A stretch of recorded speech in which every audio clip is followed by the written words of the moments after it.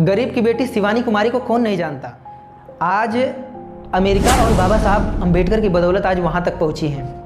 बहुत लोगों को विश्वास नहीं होगा, लोग कहते हैं कि जनता के दम पे पहुँची है, लेकिन मैं कहता हूँ जनता तो बहुत बड़ा सपोर्ट है ही, लेकिन उसके साथ साथ अमेरिका सबसे पहला जो जिनकी वजह से पहुँची है वो बाबा साहब अम्बेडकर की वजह से।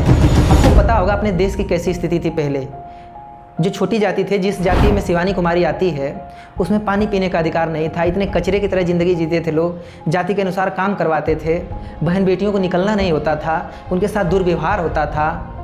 पिछली कहानी आप सुनोगे, सती प्रथा, देवदासी प्रथा जैसी कितनी प्रथाएं थे, लेकिन उसके बाद बाबा साहब संविधान बनाए, लोगों को अधिकार दिलाया।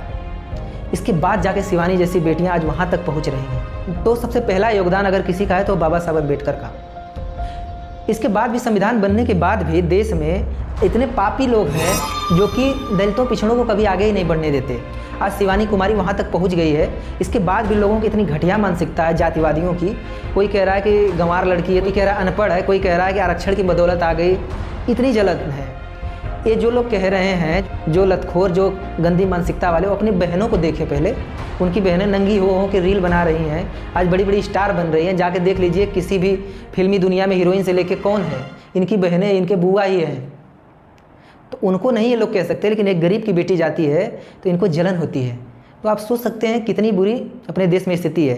तो दूसरा सबसे बड़ा योगदान जो है वो अमेरिका के है, क्योंकि अमेरिका वाले अगर यूट्यूब नहीं चालू किए होते, अमेरिका वाले अगर फेसबुक नहीं स्टार्ट किए होते, चाइना वाले अगर टिकटॉक ये सब नहीं दिए होते, तो आज कोई शिवानी कुमारी को जान नहीं पाता। तो सबसे पहला योगदान बाबा साहब का है और दूसरा जो है अमेरिका का।